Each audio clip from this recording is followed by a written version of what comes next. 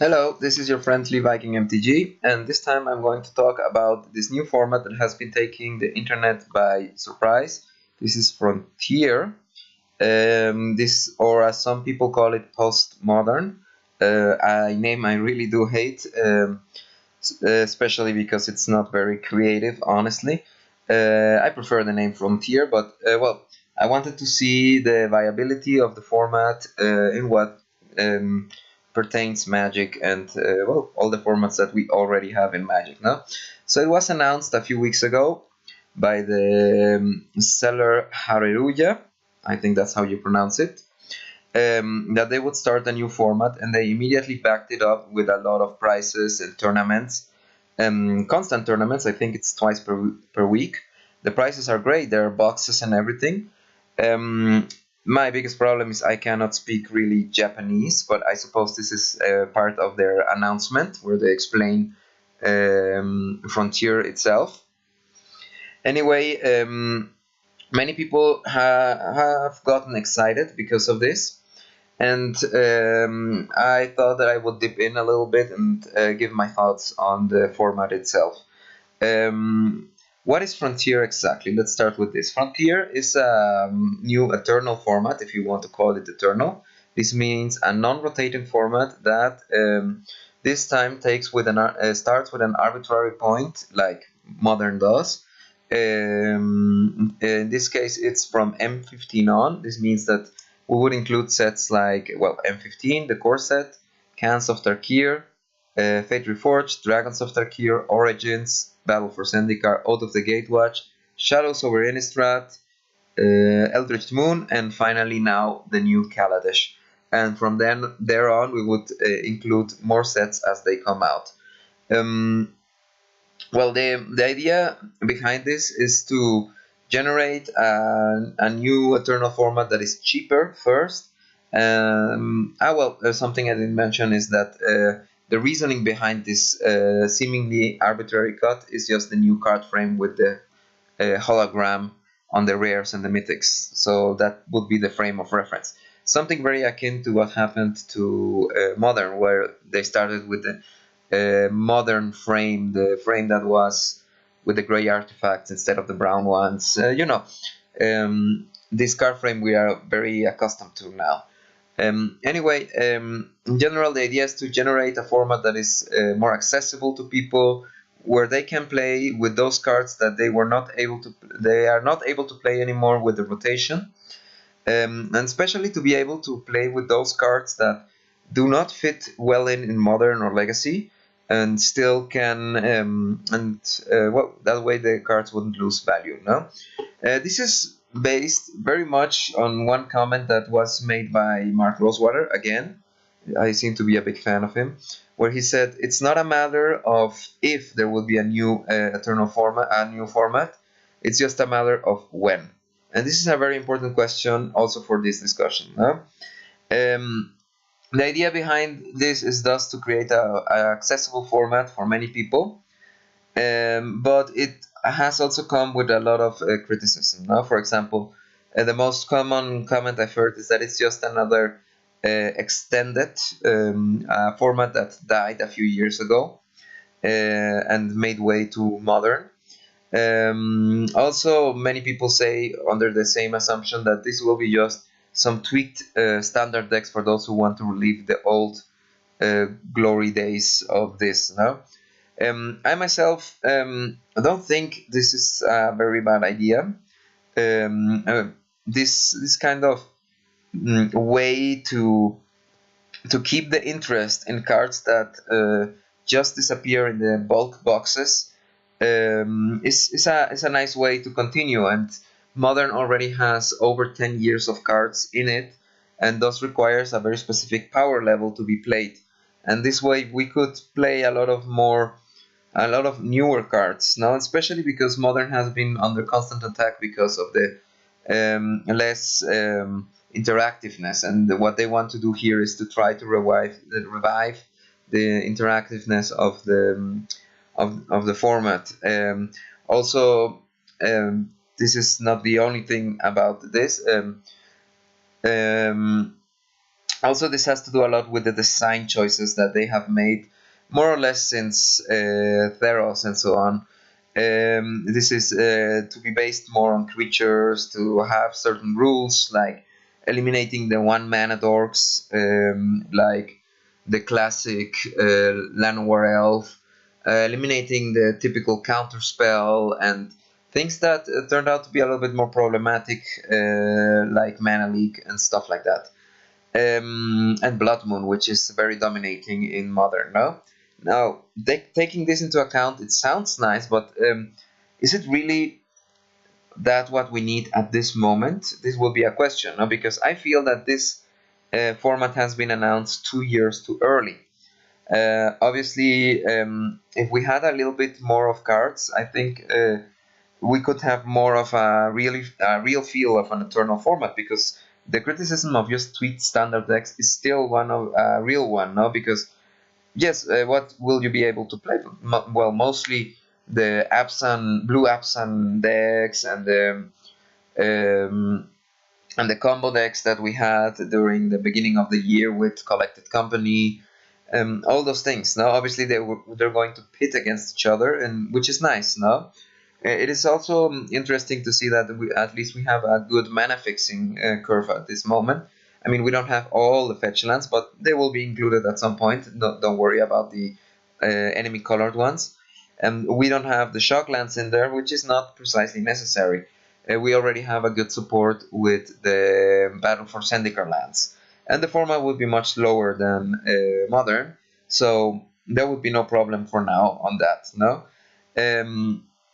This in general is not a bad idea, but I think it is a little bit too early. I would have liked to see at least 1 year more worth of different blocks to start playing around with these cards. No.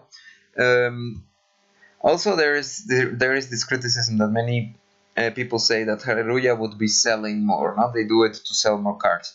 Well, let me remind everyone that stores like Hareruya and many other stores, even your local game shop, requires cards to be sold to stay alive. No, and the idea of the format to sell is not a bad idea. I mean, Wizards doesn't make the cards just because they want to. They make them to sell them to you. That's why it's important for them that you buy those cards, that you get excited about the new sets, that you get everything everything there. No.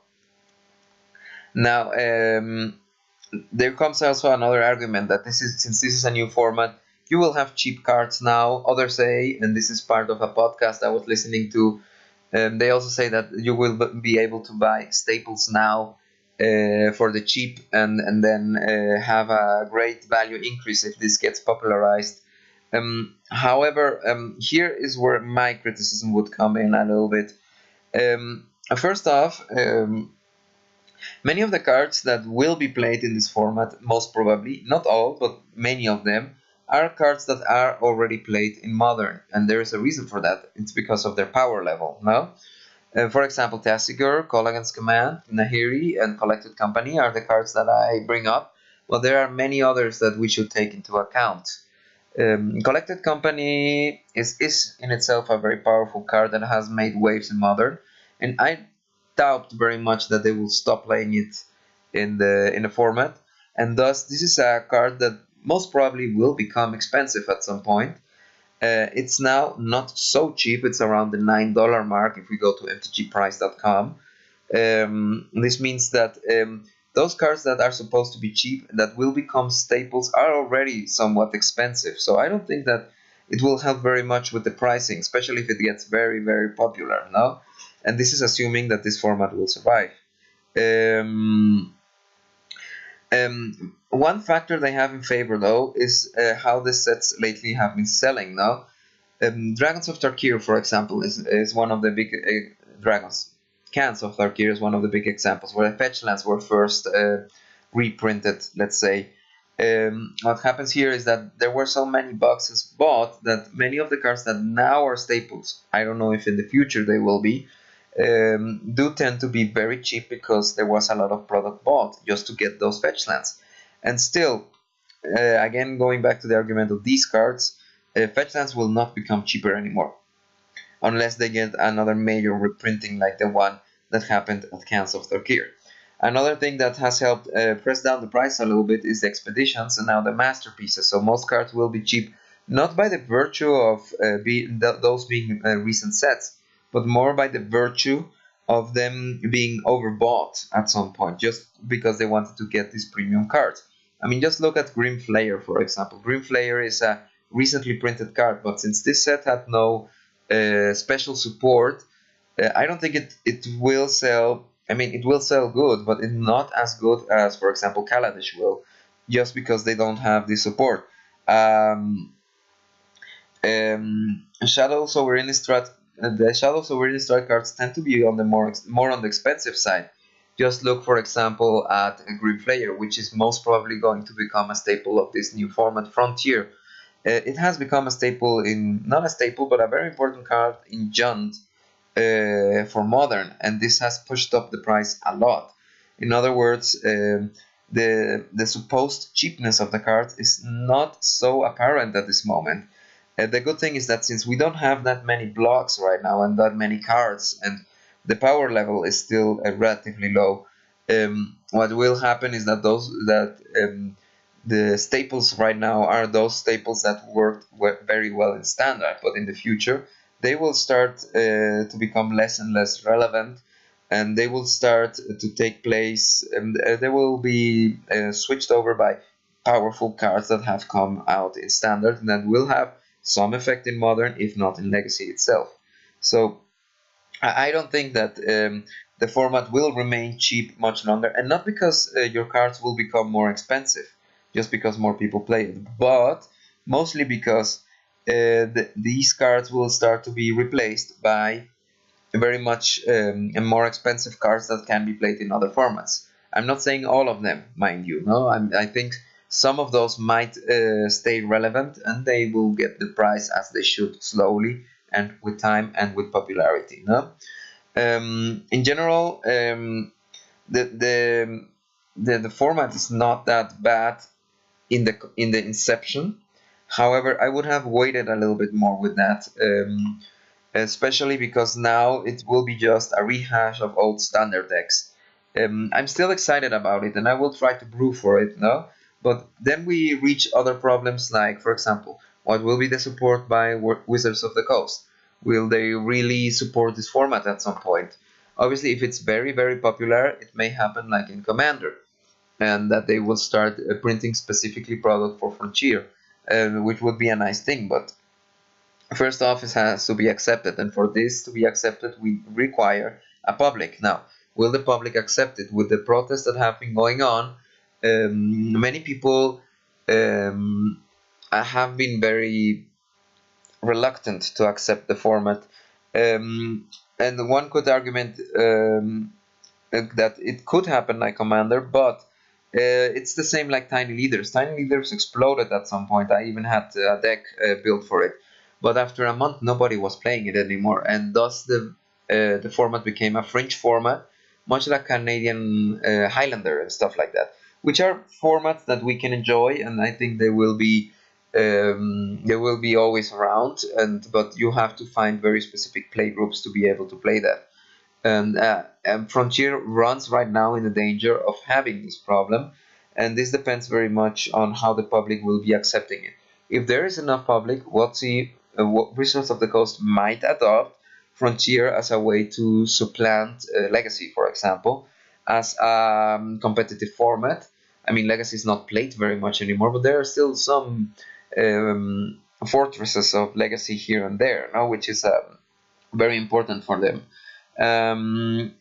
This format has potential, but the potential is in the future, not in the present, and that's at least my opinion around it. No, what will come out will depend very much on how the next blocks will come. Also, I didn't see any tournament results at the moment, but it's now a wait and see situation. No, to see the first big tournament, which I think will happen at the end of October. To see the first real meta building around it, to see what we have to also see is when the pros are going to dip their toes in and start writing about the format, even though it's not relevant to them at the moment, no? And for this to be relevant to them, the format has to be competitive at the end. Anyways, it's a nice format. I think it's too soon, but I still will be trying to build something around it while the hype is still around. Just because I like the thought experiment. But if it's really going to be something, well, I don't really know. And there's a lot to define still then, no? Because I think cards like Lightning Strike. What was that card? One and a red, 3 damage to player or and to a player or a creature. These will be the cards that will define what kind of creatures you can play, and so on and so on. So I think we have to still define a lot of things around it, no? But for this to happen, we have to have a wide support by players, not just by Japan or a few fringe groups. Anyway, I still recommend for you to listen to the podcast. The webpage where you can find it is linked in the show notes, and there is potential, obviously, much more potential than Tiny Leaders, but how far it will come depends very much now on time and what people expect from it. Well, what is your opinion on that? That would be my question. No, would you play it? Would you try it out? Would you try to form a group in your local LGS or in your local play group? These are questions that should be asked. I mean, I like the idea of having something more affordable at hand. I mean, I will always be a modern player, but definitely this is something else I could get into and, well, build 1 or 2 decks to enjoy, you know. But I think it's still too young, and I repeated that a lot, like a scratch record. Well, so whatever you think, go ahead, tell me, and just the future can tell us what will happen with the format. Well, anyway, rate, comment, and subscribe like always, and, well, I will see you around next week with most probably with the Pro Tour results. And after that, the week after that, I will be having a little announcement of something that has been going through my mind for a while now. A very interesting way to approach deck techs, and that's all I can say at this moment. I'm still generating the structure around this kind of videos. Okay, well, have a nice one.